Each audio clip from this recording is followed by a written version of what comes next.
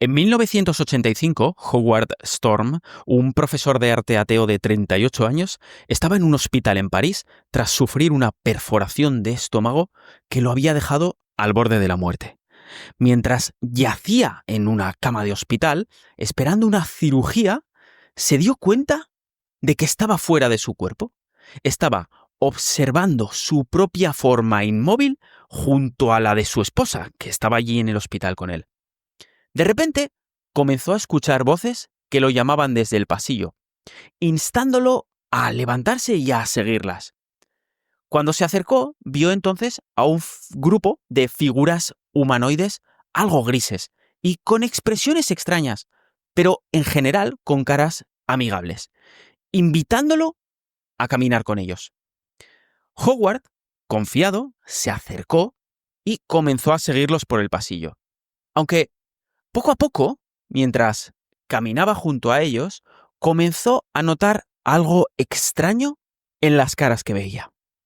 Sonrisas mantenidas demasiado tiempo, como incómodas, expresiones extrañas. Vio cómo comenzaban a agarrarle del brazo, a caminar con un poquito demasiado deprisa, como metiendo mucha presión. Le miraban demasiado, le pellizcaban, se reían. Algo no estaba bien. El ambiente del pasillo se fue volviendo cada vez más oscuro, más brumoso, hasta que todo su entorno se transformó, casi sin que se diera cuenta, en un abismo realmente opresivo. Las figuras que le seguían habían cambiado. Ya no eran amables. Se estaban empezando a burlar de él. Se reían, lo rodeaban y comenzaban a atacarlo con violencia. Le mordían, le arañaban en una especie de orgía de odio y dolor. Le gritaban que no había escapatoria, que este era su lugar. Este era su infierno. Esto era lo que le esperaba por toda la eternidad. En ese momento, Howard, desesperado, comprendió que había desperdiciado toda su existencia porque había negado a Dios y había perseguido ambiciones vacías. Había vivido una vida en la que negaba su alma. Y entonces el arrepentimiento lo abrumó. En su desesperación, en un recuerdo de su infancia cuando iba a la iglesia, comenzó a llamar a Jesucristo. De repente, una fuerte luz brillante apareció y una presencia que solo se podía definir como amor infinito lo rescató, llevándolo a tener una experiencia celestial donde sintió la presencia de Dios. Aunque en ese momento él quería quedarse allí, no quería regresar, le fue mostrado que debía volver para compartir lo que le había ocurrido y para compartir su mensaje. Milagrosamente, sobrevivió a la cirugía y se recuperó. Transformado de ateo a creyente, Howard dejó inmediatamente su carrera académica para convertirse en pastor cristiano, dedicando su vida a advertir sobre la realidad del infierno y la importancia de comenzar a vivir para lo eterno. Ahora, puede que no te creas ni una sola palabra de esta historia que te acabo de contar. Y no te culparía por ello, lo entiendo, porque suena todo realmente increíble para ser verdad. Aunque, si me complaces, me gustaría que tuvieras en cuenta que hay cientos de miles de historias de experiencias cercanas a la muerte, como la que te acabo de contar, que están debidamente documentadas, investigadas y contrastadas. Y no solo eso, sino que contienen entre ellas similitudes que podríamos denominar como preocupantes. Pero insisto, si no te lo quieres creer, ok, lo entiendo y lo respeto. Pero ahora, mi pregunta sería la siguiente. ¿Y si fuera verdad? ¿Has considerado alguna vez que pueda ser que tengas un alma inmortal. Porque, ojo, como sea verdad, te vas a acordar de mí y de lo que te estoy diciendo en este momento. Porque el error que puedes cometer al desechar la idea de una vida eterna y equivocarte puede ser lo peor que hayas hecho jamás. Ok, ¿cuál es la mejor cosa que podríamos desear? Piénsalo. ¿Toneladas de dinero? ¿Qué es todo lo que siempre hemos querido? ¿Todo el placer del mundo? ¿Fama, admiración? ¿Que nos aplaudan? ¿Ser los mejores en lo que hacemos? ¿Seguridad eterna para nosotros y nuestra familia? ¿Vivir una vida larga, saludable y feliz? Todas estas son cosas muy buenas. Pero, escúchame, ¿cómo leches las comparas con la vida eterna? Imagina esto. ¿Qué es mejor? ¿80 o 90 años de la mejor vida que podrías imaginar? ¿O una vida continua, interminable, llena de una alegría incomprensible? Incluso si no crees en el cielo o en una vida después de la muerte, tendrías que admitir, racionalmente, que si existiera, y ahora te cuento por qué creo que existe, eso sería lo mejor que podríamos desear. Y te hago otra pregunta.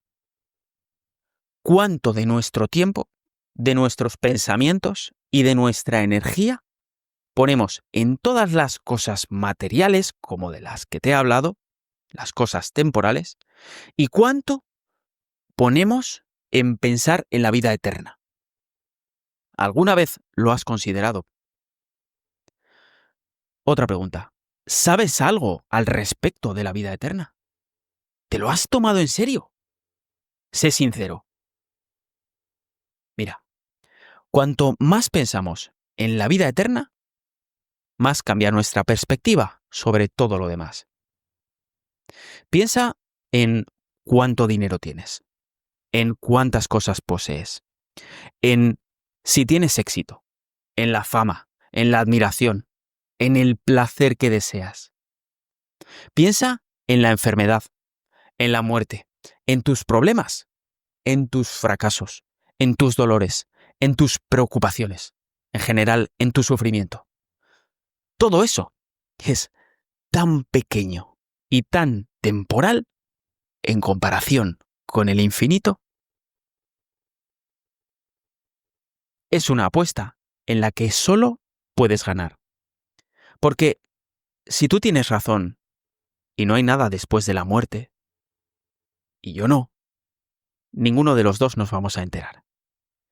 Pero si yo, junto con 2.600 millones de cristianos, tengo razón, entonces tú te vas a acordar por toda la eternidad del error que has cometido.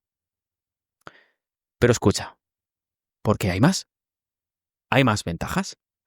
Y es que está demostrado, y esto es algo que puedes probar tú mismo, que cuanto más nos enfocamos en la vida eterna, más comenzamos a vivir la realidad eterna aquí y ahora.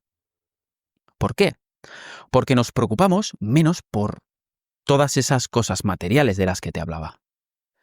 Porque cuanto más nos enfocamos solo en lo temporal, más pesadas y agobiantes se vuelven esas cosas. Mira, está demostrado que los cristianos, los católicos, viven vidas mucho más felices y completas, casi sin rastro de enfermedades mentales o de depresión. Muy bien, ahora quizá me preguntes, ¿cuál es el patrón lógico que puedo seguir para afirmar con tanta seguridad que hay vida eterna? Ok, lo voy a hacer. Te lo voy a explicar. Pero no voy a entrar en detalle en cada punto, porque ya en mi canal de YouTube y en millones de otros canales mucho mejores que el mío, hay explicaciones para todos los puntos que voy a enumerar. Y además, voy a ser sincero, no me apetece hacer un vídeo de 25 minutos que luego no ve ni el tato. Así que allá voy. Comenzamos por la premisa número 1. Y es que Dios existe. Y eso está más que demostrado. Y si lo dudas, pues coges y te ves el vídeo en mi canal, también bastante largo, en el que te doy la mayoría de argumentos racionales para la existencia de Dios, y entonces me intentas rebatir alguno y a ver si puedes. Punto número 2. Hemos dicho que Dios existe. Si Dios existe, el alma existe. Somos eternos. Nada más que decir ahí. Punto número 3. Jesucristo existió. Esto es una cosa que ningún historiador serio pone en duda. Punto número 4. Jesucristo resucitó. No voy a entrar en detalles aquí. Otro día, igual hago un vídeo sobre ello. Pero vamos a dejarlo en que la evidencia de la resurrección de Cristo es abrumante e incontestable. Date una vuelta por YouTube si quieres y te ves algún vídeo donde te lo expliquen. Y número 5. Si Jesucristo resucitó, todo, absolutamente todo lo que dijo, es verdad con mayúsculas. Mira, si tú predices tu propia resurrección, te mueres y luego resucitas a los 3 días, te aseguro que todo lo que me digas lo voy a escuchar con muchísima atención.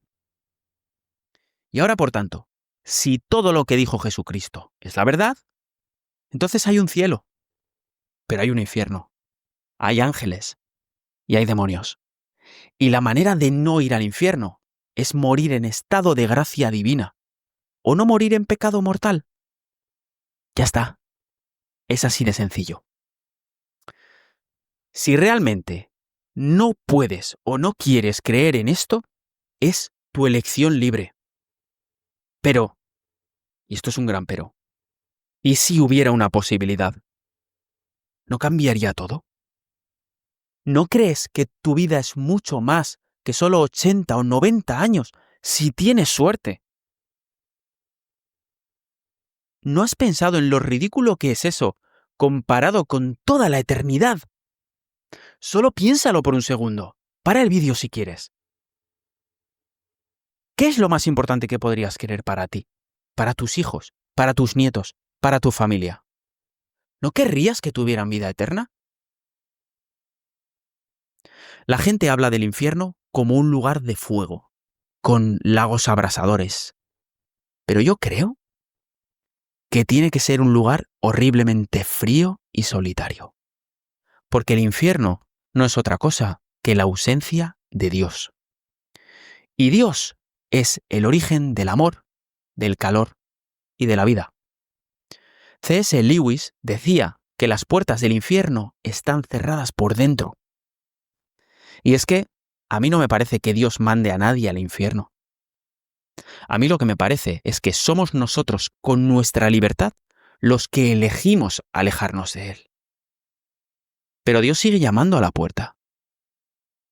Somos libres de irnos por nuestra propia voluntad o de no abrirle. El infierno es una eternidad sin Dios. Ya está. Piénsalo, por favor. Considera lo que te acabo de contar. Porque me gustaría mucho que tú y yo nos pudiéramos dar un abrazo allá arriba.